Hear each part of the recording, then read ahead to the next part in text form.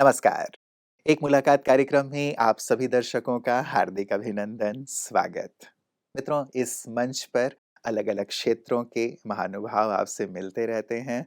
आज राजनीति के क्षेत्र से एक ऐसी विभूति हमारे साथ हैं जो जनप्रतिनिधि तो हैं ही, लेकिन लोगों के हृदय पर राज्य करते हैं। मानवता को जिन्होंने अपना धर्म बना लिया है और सभी जाति, भाषा, धर्म के लोगों की बराबर सेवा करते हैं और उनके विकास का, उन्नति का ध्यान रखते हैं। चाहे कोविड का दौर रहा हो या फिर अनेक उथल-पुथल के दौर रहे हों, लेकिन हमेशा ही आप सुरक्षा कवच बन कर के लोगों की सहायता करते हैं, उनकी सुरक्षा करते हैं। इसीलिए चाहे बच्चे हैं, युवा हैं या वृद्ध हैं, सबके हृदय पर आप राज्य करते हैं। आप नवी मुंबई से हमारे बीच पधारे हुए हैं और नवी मुंबई क्षेत्र से आप लगातार विधानसभा के लिए चुने जाते रहे हैं। आप हैं श्री गणेश नायक जी, जिन्होंने सचमुच सबके हृदय को जीता है, सबके हृदय पर राज्य कर रहे हैं।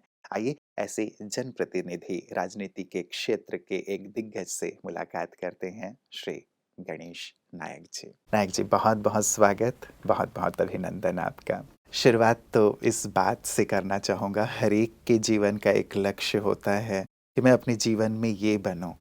आपने क्या बचपन से ही राजनीति को अपने जीवन के ध्येय के रूप में चुना था? नहीं, हालाँकि मुझे समाज सेवा से लगन था जी। और राजनीति में मैं एक्सीडेंटली आया। अच्छा। हाँ, मेरे पिताजी हरदम मुझे उस टाइम में हमारा इलाका पूरा देहात था, जी। तो मेरे पिताजी बहुत कुछ पढ़े नहीं थे, लेकिन उनकी जीवन की ओर देखने की जो विचारधारा थी, वो उच्चतम थी, ऐसा मैं समझता हूँ। उन्होंने पाप और पुण्य की व्याख्या मुझे बताई कि आप तुम्हारे कौन से भी कृति से दूसरे को आनंद होता है वो पुण्य है, और तुम्हारे कौन से भी कृति से दूसरे को दुख लगता है वो पाप है। मतलब मुझे लगता है कि ये सारे हमारे शास्त्रों का सार है ये, हाँ, पुण्य और पाप की व्याख्या करेक्ट। का। तो जी। यानी सिंपल लफ्जों में उन्होंने बताया। और दूसरी बात ऐसे कि किसी के मददगार बने तो बहुत अच्छा होगा, लेकिन किसी को रुकावट डालने का काम नहीं करना। खुद का बड़ा रास्ता हाईवे बनाने की मन में इच्छा हो तो बनाओ, लेकिन वो रास्ता बनाते टाइम में औरों के पथ न टूटे, इसका ध्यान रखो। बहुत सुंदर। तो वो संस्कार से आगे आगे बढ़ते आया हूँ। बाद में युवा लोगों का एम्प्लॉयमेंट के लिए मैंने वहाँ पे इंडस्ट्री एरिया आ गए, तब मैंने कंपनी के गेट पे जाके 4-4 घंटा गेट पे मालिक लोगों का, मैनेजर लोगों का बुलाने का इंतज़ार किया विथ पेशेंस। और लोगों को उस टाइम में शुरू में सैकड़ों, बाद में हजारों लोगों को एम्प्लॉयमेंट दिया। और उसके बाद में जब एम्प्लॉयमेंट देने के बाद में 6 महीने के बाद में उनको अपना हक जताने की एक आदत होती है, परमानेंट होना। जी, जी। तो बाद में बेसिक डीए अलाउंसेस वगैरह वगैरह वगैरह, तो फिर इत्तेफाकन में यूनियन मैंने निकाली और कामगार नेता बन गया। इच्छा नहीं थी, लेकिन ये लोग और किसी गलत विचारधारा के साथ जी। चले जाए और जीवन में गलत चीज की आशा रख के कुछ गलत काम करे, इससे बदले अपन ही उधर यूनियन का स्थापना किया। जी। और उसके माध्यम से भी आगे आगे हजारों कामगार की यूनियन बन गई।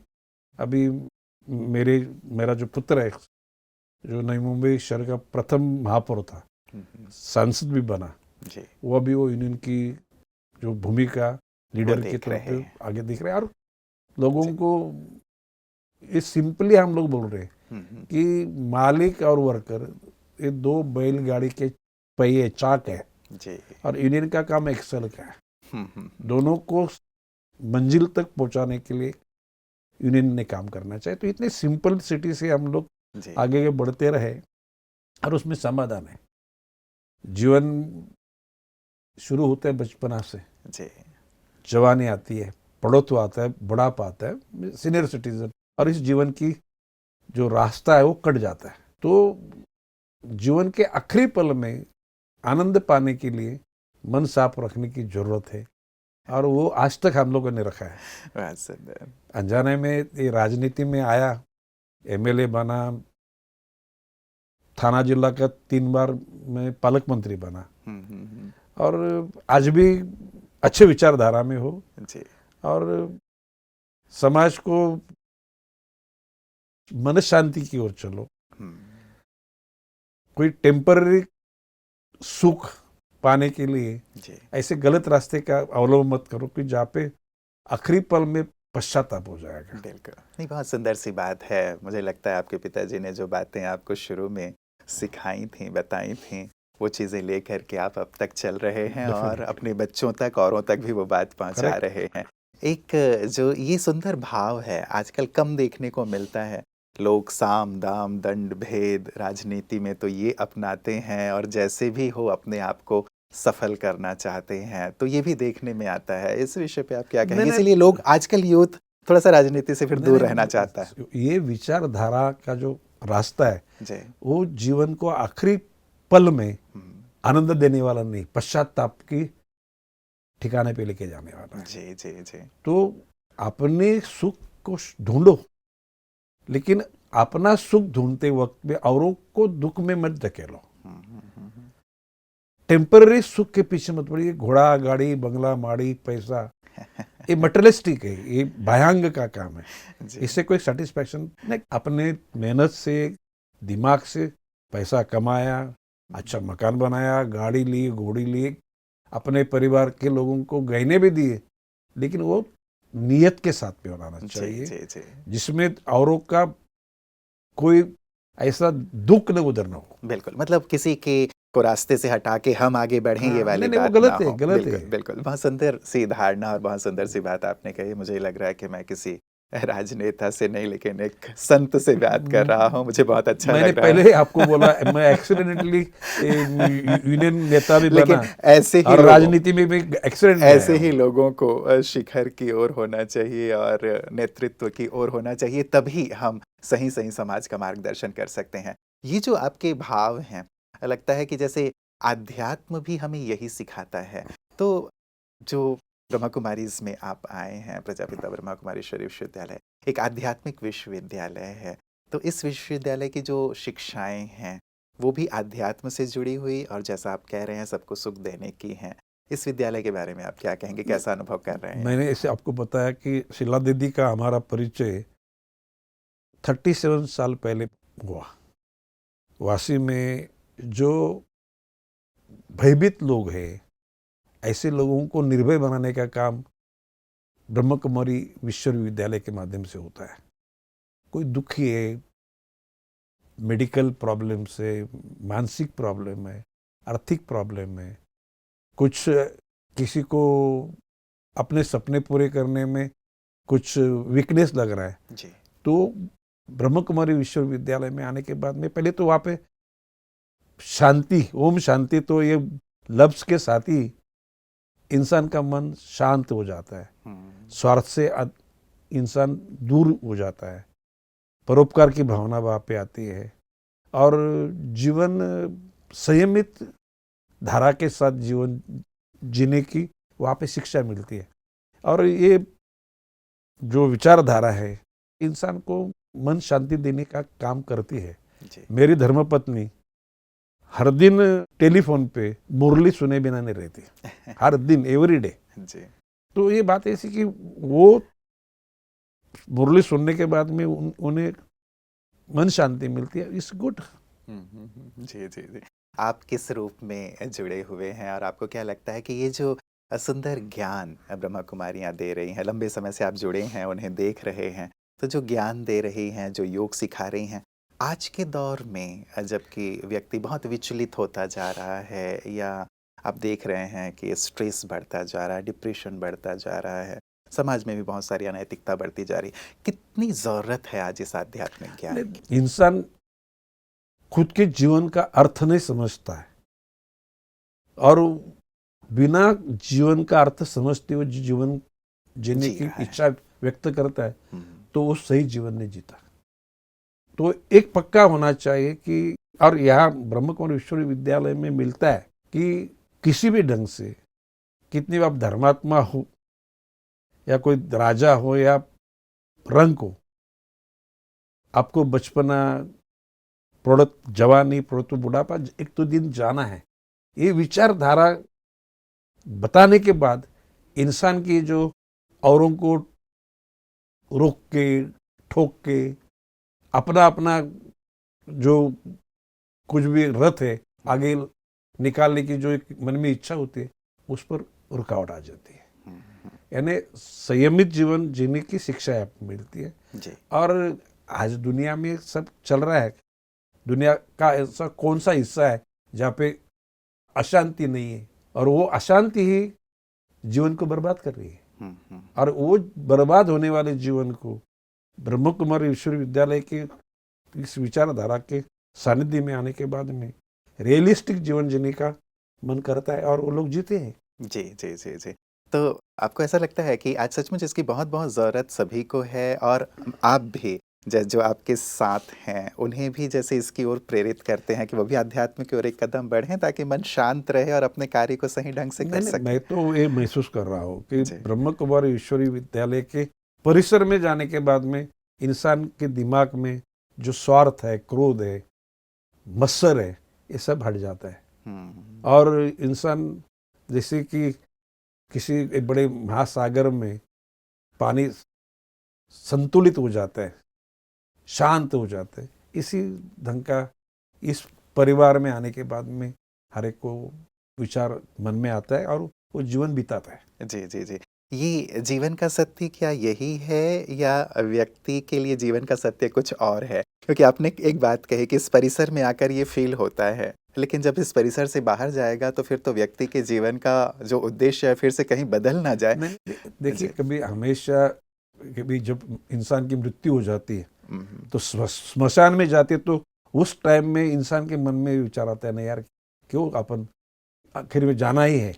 लेकिन वो स्मशान के बाहर में आने के बाद में फिर से चेंज हो ये जाता मोह है। माया उसको फिर से खींच लेके जाती जी, है। जी, जी। तो वो फिर से वो भले स्मशान से बाहर निकले, हाँ, हाँ। तो मन में औरों को दुख न देते हुए हुँ। दया, क्षमा, शांति की ओर जाने की इच्छा रखे। जी, अपना है, कष्ट से बना है, उसको एंजॉय करो, औरों का न मत सुनो। बिल्कुल। ये सिंपल हाँ, विचारधारा लेके चलिए। या ब्रह्म कुमारी विश्वविद्यालय में यही तो सिखाया जाता है जी, ना। जी, जी। तो क्या अपने जीवन में अपना ले व्यक्ति कि वो बाहर संसार में रहते हुए भी भूले ना कि एक दिन तो जाना है, क्यों ना सबको सुख दे के जाया जाए? क्या अपना ले? क्या जीवन में आध्यात्म जैसे ब्रह्मा कुमारी सिखाती हैं कि भई मेडिटेशन को जीवन का अंग बना लें, रोज़ यदि हो सके तो थोड़ा-सा आध्यात्मिक ज्ञान सुन लें। क्या जीवन की कुछ ऐसी दिनचर्या बना लेनी चाहिए? क्योंकि देखा गया है कि व्यक्ति भौतिकता के पीछे ही भागा जा रहा है, धन चाहिए, दौलत चाहिए, पद चाहिए, पोजीशन चाहिए, लेकिन जो ये मूल है जिसकी बात आप कर रहे हैं, उसकी ओर, अध्यात्म की ओर ध्यान थोड़ा कम है। नहीं, बात ऐसी है कि मैं तो ये महसूस करता हूँ, किसी भगवान का स्थान होगा तो मौका मिले तो उधर जाओ, लेकिन नहीं जाने को मिला तो आंख बंद करो तो भगवान साक्षात आपके सामने प्रकट होता है, ऐसा मेरा अनुभव है। और अच्छे काम करने के लिए दूसरी बात ऐसी कि भी जीवन बिताने के बाद में मृत्यु तो अटल है, हुँ, मृत्यु किसी को भी छुटा नहीं है। आएगी ही, हाँ। भगवान लोगों को भी अवतार हो गए। अवतार मीन्स जन्म और मृत्यु के दरमियान का जो कालखंड है उसको अवतार कहते हैं। जी, जी। मृत्यु भयदायी लोगों को लगता है, लेकिन जिन्होंने अपना मन भले दुनिया के कोने में जाते वक्त में कहीं कालखंड में अपने से कोई किसका अपमान भी हुआ होगा, किसका दुख भी हुआ होगा, उसको यदि पश्चाताप के तौर पे यदि आप उसको रिपेंट करोगे और आगे बढ़ने का प्रयास करोगे, तो मृत्यु के सामने जाने को भी डरने लगेगा। जी, और जी। डर नहीं लगना चाहिए। बिल्कुल। जिसका मन स्वच्छ होता है हुँ, उस इंसान को मृत्यु का भय नहीं लगता। बिल्कुल, जीवन भर यदि अच्छे कार्य किए हैं, कर्म अच्छे हैं, लोगों की दुआएँ हैं, तब तो हमें मृत्यु से डरने की कोई बात नहीं है। आपकी जो शुरुआत वाली बात थी मुझे बड़ी प्यारी लगी, पिताजी की सीख। यदि आपको लगता है नायक जी कि यदि हम अपने सिलेबस में, जहाँ से बच्चों की पढ़ने की शुरुआत होती है, सरकार यदि कुछ अच्छी मूल्यों की, अध्यात्म की बातें शामिल कर दे, तो बचपन में ही ऐसी सुंदर बातें उसके ज़हन में भर जाएगी, क्योंकि उस समय एक कच्ची मिट्टी को हम पका रहे होते हैं, बड़ा हो रहा होता है। तो यदि सरकार इस ओर कुछ प्रयास करे, तो क्या बहुत सार्थक नहीं हो सकता और आप इस नहीं दिशा नहीं, में कुछ करें? ऐसे देखा जाए तो हर सरकार का, हुँ, वो सेंट्रल हो, स्टेट हो, कोई डिस्ट्रिक्ट हो, तहसील हो, गांव में, प्रयास तो, विचारधारा तो वही रहती है। लेकिन आर्टिफिशियल, कई कई लोगों का जीवन यदि हम आर्टिफिशियल, सिलेबस में उसे डाल दें, नहीं जैसे नहीं, बच्चे। जरूरत है। जी, सिलेबस देखिए, बस सिलेबस में सब, ये तो सब है ना। लेकिन उतना महत्व तो कहाँ दिया जाता है? हमारे समय में मोरल साइंस का एक पीरियड हुआ करता था सर। उस मोरल साइंस के पीरियड में सब बच्चे इधर-उधर भाग जाते थे और सर भी नहीं आते थे कि मोरल साइंस में क्या पढ़ाया जाए। तो प्रैक्टिकली ये देखा जाता है, यदि बचपन में ही बच्चों को कुछ अच्छे मूल्य की बात, अध्यात्म की नहीं, बात दे जरूरत दी है, जाए, जरूरत है, जरूरत है। तो सचमुच एक नींव पड़ जाए और जैसे आपने अपने जीवन में अंत तक के लिए एक बात शामिल कर ली कि मैं कोई ऐसा कार्य नहीं करूँगा जिससे दूसरों को तकलीफ हो, मैं पुण्य कमा जानते करके हुए, जाऊँगा। जानते हुए, अनजाने में समझो किसको पैर लग गया, हाँ, हाँ। तो वो लग गया ना। हाँ, उसके लिए आपने क्षमा की भी हाँ बात हाँ, कही, इसलिए तो हाँ, ये भी तो आपके यू संस्कार मस्ट हैं। रिपेंट। जी, ओके, जी। अभी बात ऐसी सुनी है कि छत्रपति शिवाजी महाराज तो अपने रिश्तेदार तो नहीं है, हुँ, प्रभु रामचंद्र अपने रिश्तेदार नहीं है, भगवान श्री कृष्ण अपने रिश्तेदार नहीं है, जी। गौतम बुद्ध अपने रिश्तेदार नहीं, लेकिन ये लोगों का नाम अपन आदर पूर्वक अपने वालों जैसे अपन लेते। जैसे बाबा का नाम अपन ब्रह्मकुमारी ईश्वर विद्यालय में जी। बाबा को स्मरण करते, उनके प्रतिमा का दर्शन लेते, ऐसे अपने शारीरिक दृष्टि है, वो अपने रिश्तेदार नहीं है। हुँ, हुँ। लेकिन उन्होंने जो विचारधारा, आचारधारा जो एस्टेब्लिश की, जी। इसलिए वो अपने लगते हैं। रावण तो अपना कोई दुश्मन नहीं था, हुँ, हुँ। कंस अपना कोई दुश्मन नहीं था। जी। ये जो गलत लोग हैं, हुँ, उनकी विचारधारा को अपन वो सुनते सुनते आए, अपन देखा तो उनको थोड़ा ही है। हुँ, हुँ। इसीलिए एक अपना लगता है, एक हाँ, पराया एक या पराया दुश्मन लगता है, लगता अपना है। लगता है। और उसी धारा में जी, मैं जी। आपको बोल रहा हूँ कि अपने देश में भी हाँ, हाँ। एक 25-30 साल पहले राजनीति में अपोजिशन पार्टी के आदमी से कोई गलती हो गई तो उसको सुधारने के लिए रूलिंग पार्टी के लोग भी मदद करते थे। हुँ, हुँ, हुँ। रूलिंग पार्टी के इंसान ने कोई गलती की तो अपोजिशन पार्टी के लोग भी मदद करते। जी, ओके, जी। लेकिन आज के तारीख में किसका गलती न हो, लेकिन उसको समाज के सामने इस ढंग से पेश किया जाता है, हुँ, हुँ। टेम्पररी सेटिस्फैक्शन या कोई गेनिंग होती है, हुँ, इट्स नॉट परमानेंट। जी, जी, जी। और समझो किसी के साथ अपन बुरे ढंग से उसको कोई कट कारस्तान करके उसको अपन बदनाम करके उसको राजनीति से हटाया, हुँ, हुँ। कभी ना कभी अपने क्रिएशन का होगा। अपने को पश्चात तो होने वाला है। जी, जी, जी। और मैं तो ये बोल रहा हूँ कि मरने के टाइम में हुँ, अपने जीवन में अच्छी चीजें की, उसकी याद निकाले तो चेहरों पे रौनक रहेगी। हुँ, हुँ, हुँ। और अपन जो बुरे कर्म किए जी। उसकी याद आएगी तो अपना चेहरा उदास रहेगा। उदास हो जाएगा। तो ये राजनीति में भी जो ये चीज़ आ गई, केवल राजनीति की बात नहीं है सर, कहीं पे भी देखें हम वो सारी चीज़ें आ गई हैं। राजनीति में, राजनीति के परिदृश्य में हम चाहे लोकसभा की बात हो, हमारे विधानसभा की बात हो, क्या वहाँ भी आध्यात्म का सुंदर समावेश हो सकता है? नहीं नहीं, ताकि वहाँ पे भी मेडिटेशन करके यदि विधानसभा की शुरुआत हो, मेडिटेशन करके यदि लोकसभा सत्र की शुरुआत हो, तो बड़ी शांति से, शालीनता से सब एक-दूसरे की बात सुनेंगे और राष्ट्र के विकास के लिए कुछ कार्य हो पाएगा। देश बात ऐसी कि शुरुआत में राष्ट्रगीत गाया जाता है। हाँ। अभी हमारे महाराष्ट्र में तो महाराष्ट्र गीत भी गाया जाता है। जी, जी। राजनीति में सभी लोग तो बुरे नहीं हैं, हाँ, हाँ, हाँ। हर पार्टी में अच्छे लोग हैं। जी, जी, जी। राष्ट्रगान के अलावा सर यदि थोड़ा-सा ईश्वर का ध्यान करके मेडिटेशन से शुरुआत हो, तो क्या नहीं लगता कि थोड़ा-सा जैसे परिवर्तन आएगा? क्या बात ऐसे, उसमें क्या होता है, उसमें हिंदू प्रतिनिधि होते हैं, मुसलमान होते हैं, क्रिश्चियन होते हैं, बुद्धिस्ट होते हैं। Meditation is for all. नहीं नहीं, वो बात है ईश्वर, ईश्वर का मुझे प्रार्थना ठीक है, जी। ओके, बुरा नहीं है, ऐसी शुरुआत करनी चाहिए। जी, तो जी। मैं यही बोल रहा हूँ कि लिव एंड लेट लिव, जियो और जीने दो।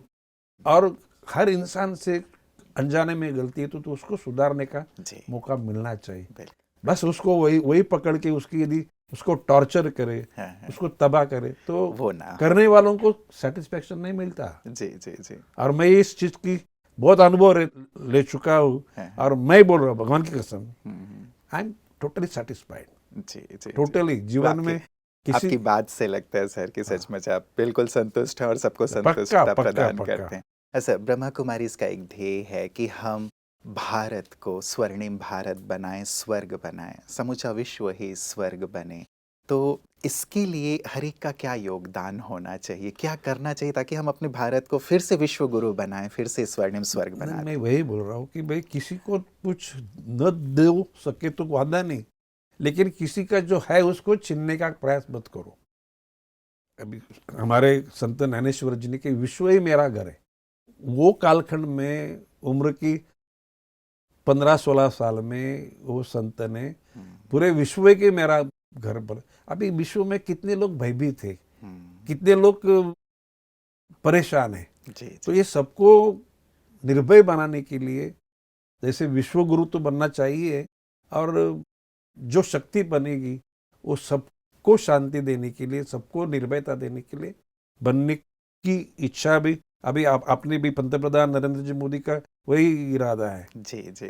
कि भाई हम शक्तिमान बनेंगे, हुँ, लेकिन वो शक्ति का लोगों को डर बताने के लिए नहीं, वो वो लोगों शांति को के लिए हो। उनको एहसास दे देंगे कि भाई तुम लोग पर कोई बुरा वक्त आ गया तो ये ताकत तुम्हें प्रोटेक्शन करने के लिए हम जी। वापरेंगे। हुँ, और ये सभी धर्मों के लोगों को दी जा रही है, जी। हिंदू, मुसलमान, बुद्ध, क्रिश्चियन, जैन, सिख, ऐसा कोई सा धर्म का उसमें कोई हिस्सा नहीं है। जी, जी। मानवता के लिए सब वो करने का इच्छा है, बिल्कुल। इरादा अच्छा है। और आप भी ह्यूमैनिटी को सबसे आगे रखते हैं नहीं, अपनी लाइफ में, डेफिनेटली वो मैंने पढ़ा वो रखना बहुत ही अच्छा चाहिए। लगा मुझे।